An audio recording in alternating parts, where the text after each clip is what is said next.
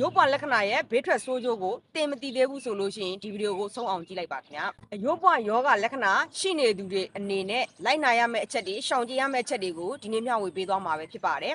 ဒါကြောင့်မလို့ကျွန်တော်ရဲ့အကောင့်လေးကို follow မလုပ်ရသေးဘူးဆို follow လေးလုပ်ပေးသွားပါ Nutri-Bell လေးနေပေးသွားပါ subscribe လေးနေပေးသွားပါခင်ဗျာကြားတော့မသိသေးတဲ့တငယ်ချင်းတွေကိုလည်း share ပေးသွားပါအောင်ခင်ဗျာရုပ်ပွားယောဂလက္ခဏာရှိနေသူတယောက်အနေနဲ့မိမိကဆေးလိပ်အရက်တောက်တတ်တဲ့သူဆိုလို့ရှိရင်တော့ဆေးလိပ်အရက်ကိုလုံးဝဖြတ်တင်ပါတယ်ခင်ဗျာပြီးလို့ရှိရင် coffee တောက်တတ်တဲ့သူဆိုရင် coffee နှစ်ခွက်တည်းပို့ပြီးတော့မတောက်တင်ပါဘူးခင်ဗျာ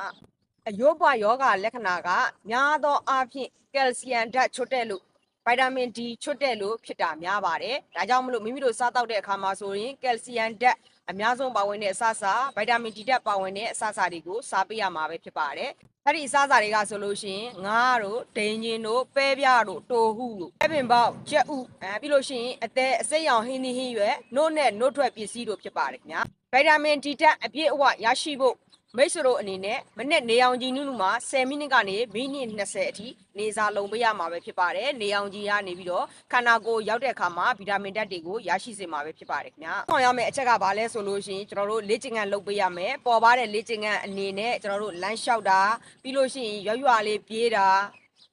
တင်းနစ်ဆော့တာမျိုးတွေလုံနိုင်ပါတယ်။ဒါထက်ပြင်းထန်တဲ့လေ့ကျင့်ခန်းကိုလုံနိုင်မယ်ဆိုလို့ရှိရင်တော့ခုံတာတို့ပြေးတာတို့ပြီးလို့ရှိရင်ဝိတ်မတာတို့ဂျင်ဆော့တာတို့ဒီလိုမျိုးလေ့ကျင့်ခန်းတွေကိုလည်းလုံနိုင်ပါတယ်ခင်ဗျာ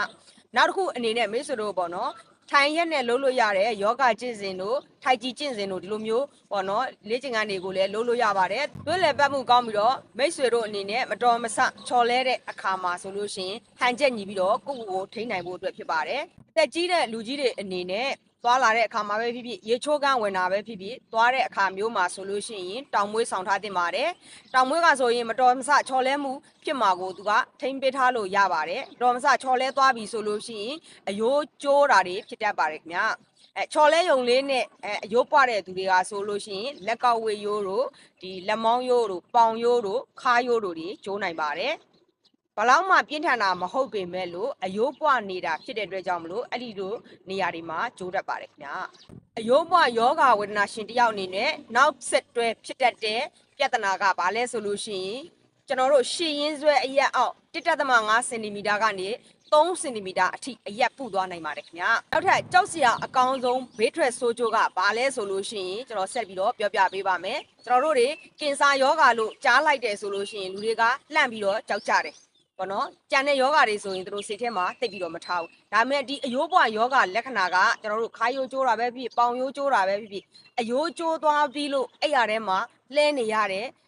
ကြားလာတဲ့အခါမှာဆိုလို့ရှိရင်နောက်ဆက်တွဲပြဿနာအနေနဲ့ကျွန်တော်တို့မထနိုင်မသွားနိုင်မလာနိုင်နဲ့နောက်ပိုင်းမှာအသက်ဆုံးရှုံးမှုဟာဆိုလို့ရှိရင်ရင်သားကင်ဆာယောဂါဖြစ်တဲ့သူနဲ့ယာဂိုင်နှုန်းအတူတူပဲဖြစ်ပြီးတော့သေဆုံးမှုတွေဖြစ်နိုင်ပါတယ်ခင်ဗျာ။အဲကြောင့်မလို့အယိုးပွားယောဂဖြစ်လာပြီဆိုလို့ရှိရင်မပေါ်ဆကြပါနဲ့ခင်ဗျာ။မိတို့ရဲ့ယောဂကိုတက်ကြွနားလေတဲ့ဆရာဝန်နဲ့အသေးချာတိုင်ပင်ပြီးတော့စစ်ဆေးမှုတွေပြုလုပ်ပါဆေးထိုးဆေးတောက်မှုတွေပြုလုပ်ပါပြီးရင်တောက်ဆေးထိုးဆေးတွေကိုစနစ်တကျလိုက်နာဆောင်ရွက်ပြီးတော့မိတ်ဆွေတို့ရဲ့အယိုးပွားယောဂလက္ခဏာကနေပြီးတော့